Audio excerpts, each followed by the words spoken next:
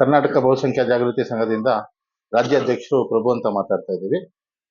ನಿನ್ನೆ NDA ಸರ್ಕಾರ ಆದಂತ ಕೇಂದ್ರ ಸರ್ಕಾರದವರು ಬಜೆಟ್ ಮಂಡನೆ ಮಾಡಿದ್ದಾರೆ. ನಿರ್ಮಲಾ ಸೀತಾರಾಮನ್ ಅವರು 8ನೇ ಬಜೆಟ್ನ ಮಂಡನೆ ಮಾಡಿದ್ದಾರೆ. ಅದರಲ್ಲಿ ಮೊದಲನೇ ಅಲ್ಲಾಗಿ ಅವರು ರೈತರ ಬಗ್ಗೆನೇ ಬಜೆಟ್ ಸಾಲಿನಲ್ಲಿ ಪ್ರತ್ಯೇಕವಾಗಿ ತಗೊಂಡಿದ್ದಾರೆ.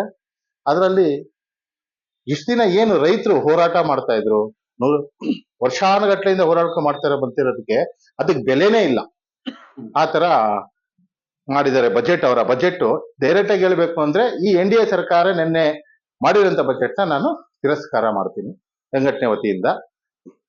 ಯಾಕೆ ತಿರಸ್ಕಾರ ಮಾಡ್ತೀವಿ ಅಂತಂದ್ರೆ, ರೈತರು ಅವ್ರಿಗೆ ನಿಗದಿತವಾದ ಬೆಲೆ ಬೇಕು ಅಂತ ಸುಮಾರು ವರ್ಷಗಳಿಂದಾನೇ ಹೋರಾಟ ಮಾಡ್ಕೊಂಡ್ ಬಂದಿದ್ದಾರೆ. ಪಂಜಾಬ್ ಅಲ್ಲಿ ಉದಾಹರಣೆ ಇರ್ಬೋದು, ತಗೊಂಡಿರೋಂಥದ್ದು ಅನ್ನೆವರೆಗೂ ತಗೊಂಡಿರೋಂಥ ನಿಗದಿತವಾದ ಬೆಲೆ ಸಿಗ್ತಾ ಇಲ್ಲ ಅಂತ ಅವರು ಒದ್ದಾಡ್ತಾ ಇದ್ರೆ, ನಿಗದಿವಾದ ಬೆಲೆನೇ ಕೊಡ್ತಾ ಇಲ್ಲ ಅವ್ರಿಗೆ. ಇವತ್ತು ಯಾವುದೇ ಒಂದು ಸಣ್ಣ ಕೈಗಾರಿಕೆಯಲ್ಲಿ ಯಾವುದೋ ಒಂದು ಚಿಪ್ಸ್ ಮಾರೋಂಥವ್ರಿಗಾಗ್ಲಿ, ಕುರ್ಕುರೆ ಮಾರೋಂಥವ್ರಿಗೆ, ಇವ್ರಿಗೆಲ್ಲ ಆದ ನಿಗದಿವಾದ ಬೆಲೆ ಇದೆ, ನಿಗದಿವಾದ ಬೆಲೆ ಫಿಕ್ಸ್ ಮಾಡಿದ್ದಾರೆ. ಆದ್ರೆ ರೈತರಿಗೆ ಬೆಲೆನೇ ಇಲ್ಲ. ಅವ್ರ ಬೆಲೆ ಅಂತ ಬೆಳೆಗೆ ಯಾವುದಕ್ಕೂ ಬೆಲೆ ಫಿಕ್ಸೇ ಮಾಡಿಲ್ಲ. ಅದೊಂದೇ ನಮಗೆ ತುಂಬಾ ಬೇಜಾರಾಗಿರೋಂಥ ವಿಷಯ. ಅದರಲ್ಲಿ ಬೆಲೆ ಏರಿಕೆಗಳು ತುಂಬಾ, ಯಾವುದೇ ಪಂಪ್ ಸೆಟ್ ಇರ್ಬೋದು, ಬೋರ್ವೆಲ್ಗಳು ಇರ್ಬೋದು, ರೈತರು ಗೊಬ್ಬರದ ಬೀಜಗಳು ಇರ್ಬೋದು, ಕೆಮಿಕಲ್ಗಳದ್ದು ಯಾವುದೇ ಒಂದು ತಗೊಂಡ್ರು ಬೆಲೆ ಮಾತ್ರ ಗಗನಕ್ಕೆ ಏರ್ಕೊಂಡು ಹೋಗ್ತಾ ಇದೆ. ಯಾವುದ್ರದ್ದು ಅದ್ರ ಬಗ್ಗೆ ಅವರು ಕಾಳಜಿ ವಹಿಸ್ಕೊಂಡಿಲ್ಲ. ರೈತರ ಬಗ್ಗೆ ಕಾಳಜಿ ಇಲ್ದವರೆ ದೇಶ ನಡ್ಸಕ್ಕೆ ಆಗದೆ ಇರೋಂಥ ಸ್ಥಿತಿ ಬಂದು ನಿಂತ್ಕೊಳ್ಳೋದಂತ ಖಚಿತವಾಗಿ ಹೇಳ್ಪಡ್ತೀನಿ ಈ ಇದರಲ್ಲಿ ನಾನು ನಿಮ್ಗೆ. ಆಮೇಲೆ ಮೂಲ ಸೌಕರ್ಯದ ಬಗ್ಗೆ ಲೂಟಿ ಮಾಡ್ತಾ ಇದ್ದಾರೆ. ಟೋಲುಗಳು ಮಾಡ್ಕೊಂಡು ಎಲ್ಲ ಮಾಡ್ಕೊಂಡು ಕಲ್ಪಿಸ್ತೀವಿ ಅಂತ ಹೇಳ್ಕೊಂಡು ಸಾವಿರಾರು ಕೋಟಿ ಅದರಲ್ಲೇ ಹಗರಣಗಳು ಮಾಡ್ತಾ ಇದ್ದಾರೆ. ಆಮೇಲೆ ಗೌರ್ಮೆಂಟ್ ಸ್ಕೂಲ್ಗಳ ಬಗ್ಗೆ ಬಡ ಮಕ್ಕಳಿಗೆ ಯಾವುದೇ ಕಾಳಜಿ ವಹಿಸ್ಕೊಂಡಿಲ್ಲ. ಇನ್ನೂ MSME ಲಾಸ್ಟ್ ಟೈಮು MSME ಇಂದ ಪಾಪ ಎಷ್ಟೋ ಇವರು ನೋಟ್ ಬಂದಿ ಮಾಡಿರೋಂಥ ಸಮಯದಲ್ಲಿ ಎಷ್ಟು ಜನ ಬೇಕಾಗಿರ್ಲಿಲ್ಲ, ನೋಟ್ ಬಂದಿ ಮಾಡುವಂಥದ್ದು ಬೇಕಾಗಿರ್ಲಿಲ್ಲ. ನೋಟ್ ಬಂದಿ ಮಾಡಿ ಸುಮ್ಮನೆ ವಿನಾಕಾರಣ ಬ್ಯಾಂಕ್ ಇಳವಳಿ ಮಾಡಿದ್ರು. ಇಳವಳಿ ಮಾಡ್ಬಿಟ್ಟು ಬ್ಯಾಂಕ್ಗಳದು ಇಳವಳಿ ಮಾಡ್ಬಿಟ್ಟು ಅವ್ರೇನ್ ಮಾಡಿದ್ರು, ಅದರಿಂದ ನೊಂದಂತವರೇ ಜಾಸ್ತಿ ಇದಾರೆ ಹೊರತು ಎಷ್ಟೋ ಜನ MSME ಕೆಲ್ಸಗಳು ಕಳ್ಕೊಂಡ್ಬಿಟ್ರು. ಅವರು ಸ್ಮಾಲ್ ಇಂಡಸ್ಟ್ರಿ ಸ್ಕೇಲ್ಗಳೇನಾಗೋಯ್ತು, ಕಳೆದೋಯ್ತು, ಎಲ್ಲ ಪೂರ್ತಿ ಇಲ್ಲ. ಅವ್ರು ಇಲ್ವೇ ಬಿಟ್ಟು ನೇಣಾಕ ಪರಿಸ್ಥಿತಿ ಬಂದ್ಬಿಟ್ಟು ಸಾಲ ಮಾಡ್ಕೊಂಡು ಊರ್ ಬಿಡೋ ಪರಿಸ್ಥಿತಿಗೆ ತಂದಿಕ್ಕಂತವ್ರು ಇವತ್ತು MSC ಬಗ್ಗೆ ಮಾತಾಡ್ತಾರೆ, ಬಜೆಟ್ ಬಗ್ಗೆ ಮಾತಾಡ್ತಾರೆ, GST ಬಗ್ಗೆ ಮಾತಾಡ್ತಾರೆ. ಒಟ್ಟಲ್ಲಿ ಅವ್ರು ಮಾಡಿರೋಂಥದ್ದು ಅವರು ಸಮರ್ಥನೆ ಮಾಡ್ಕೊಂಡು ಕುತ್ಕೊಂಡಿದ್ದಾರೆ ಹೊರತು ಇನ್ಯಾವ್ದಲ್ಲ. ಇದೊಂದು ಇತಿಹಾಸದಲ್ಲಿ ಇರುವಂತದ್ದು ಏನಂತಂದ್ರೆ, ಮೋದಿ ಸರ್ಕಾರದಲ್ಲಿ ಇದುವರೆಗೂ ಪ್ರಧಾನ ಮಂತ್ರಿ ಆದವರು ಒಂದೇ ಒಂದು ಮೀಡಿಯಾ ಮುಂದೆ ಬಂದು ಒಂದು ಬಾರಿ ಅದರಲ್ಲಿ ಬಂದು ಅವ್ರು 10 ವರ್ಷ, ಈಗ 11ನೇ ವರ್ಷ ಕಾಲಿಡ್ತಾ ಇದ್ದಾರೆ. ಒಂದು ಸತಿ ಆದ್ರೂ ಮೀಡಿಯಾದಲ್ಲಿ ಬಂದು ಪ್ರಶ್ನೆಗಳ ಉತ್ತರ ಕೊಟ್ಟಿಲ್ಲ. ಅವರು ಸ್ಪಷ್ಟತೆ ತೋರಿಸಿಲ್ಲ.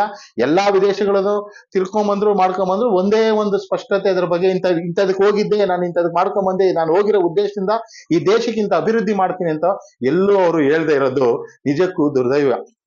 ಎಂತ ಇದು ಅಂತಂದ್ರೆ ಅಸದಿಲ್ಲ. ಅಂಥದ್ರಲ್ಲಿ ಇವರೇ ಮೋದಿ ಅವರು 2011ರಲ್ಲಿ ಅವರು CM ಆಗಿರ್ತಾರೆ. ಯಾರು? ಮೋದಿ ಅವರು CM ಆಗಿರ್ತಾರೆ. CM ಆಗಿದ್ದ ಪಕ್ಷದಲ್ಲಿ ರೈತರಿಗೆ ಬೆಲೆ ನಿಗದಿ ಮಾಡಬೇಕು ಅಂತ ಅವರು ಮನಮೋಹನ್ ಸಿಂಗ್ ಕಾಲದಲ್ಲಿ ಅವರೇ ಅಧ್ಯಕ್ಷತೆ ಆಗಿರ್ತಾರೆ, ಒಂದರಲ್ಲಿ ಆಗಿರ್ತಾರೆ.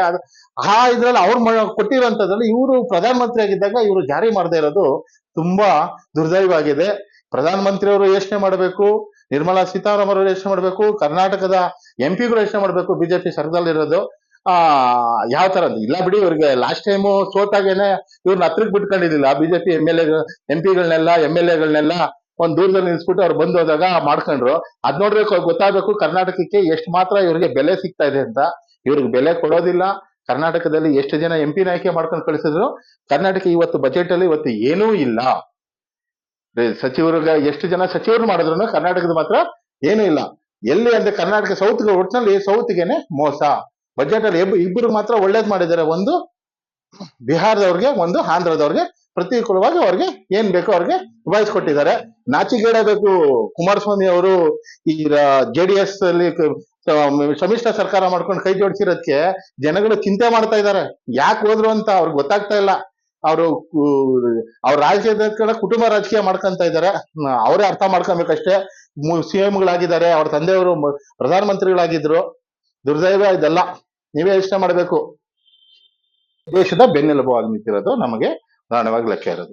ಎಲ್ಲದಕ್ಕೂ ಬೆಲೆ ಫಿಕ್ಸ್ ಇದೆ, ಇದಕ್ಕೊಂದು ಬೆಲೆ ಇಲ್ಲ. ಆಮೇಲೆ ಕಿಸಾನ್ ಕ್ರೆಡಿಟ್ ಕಾರ್ಡ್ 5 ಲಕ್ಷ ಕೊಟ್ಟಿದ್ದೀವಿ ಅಂತ ಹೇಳ್ತಾ ಇದ್ದೀರಾ. ಕಿಸಾನ್ ಕ್ರೆಡಿಟ್ ಕಾರ್ಡು ಎಷ್ಟು ಜನ ತಗೊಂಡಿದ್ದಾರೆ? ಈ ದೇಶದಲ್ಲಿ 1% ರೈತರು ತಗೊಂಡಿಲ್ಲ ಕಿಸಾನ್ ಕ್ರೆಡಿಟ್ ಕಾರ್ಡ್. ಎಲ್ಲಿ ಯಾರು ತಗೊಂಡಿದ್ದಾರೆ ತೋರಿಸ್ಬೇಕು ಅವರೇ. ಕೇಂದ್ರದಲ್ಲಿ ಇರೋಂಥವ್ರು, ಕರ್ನಾಟಕದಲ್ಲಿ ಇರೋಂಥ ಎಂಪಿಗಳವರು, ಅವರು ಸಚಿವರಾಗಿರೋಂಥವ್ರು, ಶೋಭಾ ಕರಂದ್ಲಾಜೆ ಇರ್ಬೋದು, ಆ ಇವರು ಕುಮಾರಸ್ವಾಮಿ ಅವರು ಇರ್ಬೋದು, ಇವರು ಯಾರಪ್ಪ ಅವ್ರ ಹೆಸರು, ಪ್ರಹ್ಲಾದ್ ಜೋಶಿ ಅವ್ರು ಇರ್ಬೋದು, ಇವ್ರು ಯಾರೇ ಆಗಿರ್ಲಿನೋ ಅದ್ರ ಬಗ್ಗೆ ಯಾವ್ದಾರ್ದ ಧ್ವನಿ ಎತ್ತಲ್ಲ, ಮಾಡಲ್ಲ, ಯಾವ್ದೂ ಇಲ್ಲ. ಕಿಸಾನ್ ಯೋಜನೆ ಒಳಗೆ 5 ಲಕ್ಷ ಕ್ರೆಡಿಟ್ ಕಾರ್ಡ್ ಯಾರು ತಗೊಂತಾರೆ? ಅವ್ರಿಗೆ ಸಿಬಿಲ್ ಕೇಳ್ತಾರೆ, ಸಿಬಿಲ್ ಎಲ್ಲಿಂದ ತಗೊಂಡ್ಬರ್ತಾರೆ? ಜೊತೆಗೆ ಮೈಕ್ರೋ ಫೈನಾನ್ಸ್ಗಳು ಬಿಟ್ಬಿಟ್ಟಿದ್ದಾರೆ, 227 ಮೈಕ್ರೋ ಫೈನಾನ್ಸ್ ಬಿಟ್ಟಿದ್ದಾರೆ. ಮೈಕ್ರೋ ಫೈನಾನ್ಸ್ ತಗೊಂಡು ರೈತರೆಲ್ಲ ಸಾಲಗಾರರಾಗಿ ಸೂಸೈಡ್ ಮಾಡ್ಕೊಂಡು ಹೋಗಿದ್ದಾರೆ. ಕಳೆದ ಮೋದಿ ಅವರು ಏನ್ ಹೇಳಿದ್ರು ಲಾಸ್ಟ್ ಟೈಮ್ ಅಲ್ಲಿ, ರೈತರಿಗೆ ಬೆಂಬಲ ಕೊಡ್ತೀವಿ, ಹೇಳಿಸ್ತೀವಿ, ಅವ್ರಿಗೆ ಡಬಲ್ ಇಂಕ್ರಿಮೆಂಟ್ ಮಾಡ್ತೀವಿ ಅಂದ್ರೆ ನೋಡಿದ್ರೆ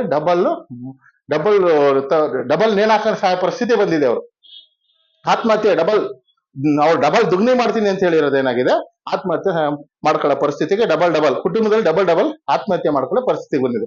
ಮನ್ ಕಿ ಬಾತ್ ಯಾರಿಗೆ ಅಂದ್ರೆ ಬರೀ ಈ ಬಿಜೆಪಿ ಸರ್ಕಾರದಲ್ಲಿ ಇರೋಂಥವ್ರು, ಇವರಿಗೆ ಮನ್ ಕಿ ಬಾತ್ ಅಂದ್ರೆ ಎಂಪಿಗಳು, ಎಲ್ಲಾ ರಾಜ್ಯದಲ್ಲಿ ಇರೋಂತಹ ಎಂಪಿ ಮಾತು ಮನ್ ಕಿ ಬಾತ್ ಮಾತ್ರ ಹತ್ತವಾಗಿದೆ. ಆಮೇಲೆ ಎರಡನೇದು ಏನ್ ವಿಷಯ ಬಜೆಟ್ ಅಲ್ಲಿ ಇನ್ನೊಂದೇನು ಅಂತಂದ್ರೆ, SC STಗೆ, ಹಿಂದುಳಿದವ್ರಿಗೆ ಹಾಗೂ ಅಲ್ಪಸಂಖ್ಯಾತರಿಗೆ, ಬುಡಕಟ್ಟು ಜನಗಳಿಗೆ ಯಾವುದೇ ಪ್ರಾಮುಖ್ಯತೆ ಕೊಟ್ಟಿಲ್ಲ. ಆಮೇಲೆ ನಮ್ಮ ದೇಶದಲ್ಲಿ ಸ್ವದೇಶಿ ಇದಕ್ಕೇನು ಪ್ರಾಮುಖ್ಯತೆ ಕೊಟ್ಟಿಲ್ಲ.